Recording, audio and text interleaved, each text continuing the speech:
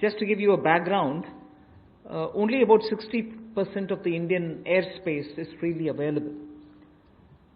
And that's because airspace is fairly restricted for its use for civil purposes and defense purposes. This means that all these years, all these decades, we have been flying to most destinations, not through the shortest route, but slightly longer routes, which means you're having more time in the air. This actually has to be rationalized. Optimum utilization of airspace is best, because after all, the fuel spent is also something which we import. Huge bill goes for that. Finally, the customer ends up paying more price for the flying, and for pilots it's a extra hour of flying or half an hour of flying. Above all, if we are able to optimally utilize the airspace and reach quickly, every one of our time is saved, and therefore now rationalization is going to happen.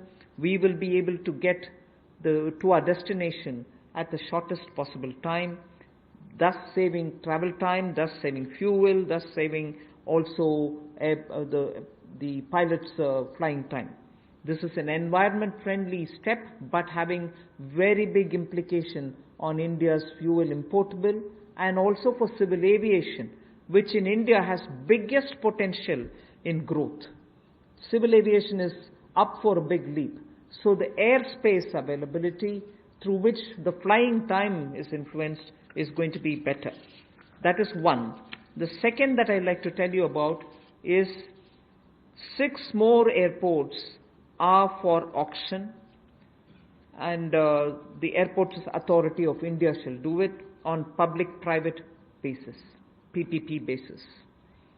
Additional investments also are likely to happen by private players in about 12 airports, which they are already holding, for better world-class facilities to be brought in. So majorly, airports in India will become far more with better facility and customer experience. This has financial implications to the extent not so much for the budget, but the AAI, the Airports Authority of India, will get a down payment of 2,300 crores, and also the first and second rounds of investments are expected to get 13,000 crores. So this is one step which will at a time increase better facilities and also make our airports a lot more worthy experience for the passengers. The third in this, because it's all pertain to civil aviation, is making India an MRO hub. This was mentioned also in the budget. Maintenance, repair and overhaul of aircrafts is a big business. Most of the Indian aircrafts themselves go abroad to do their repair works, spend on parts there, and also come back for after the overhaul to India. But maintenance and repair and overall, India has all the capacities, manpower skills required, soft skills required, and also India can then be the center for many of the flights which go towards Southeast Asia, long distance to Australia, similarly westwards also. If we make sure that MRO's ecosystem is created in India, for which the tax regime has already been altered so that it favors setting up MRO in India, this is a major step that we want to make sure that India benefits from.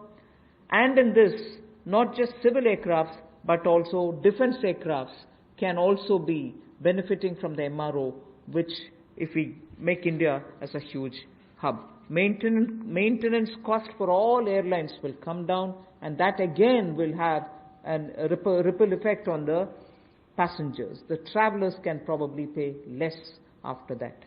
So these are 3 put together reforms for the civil aviation sector.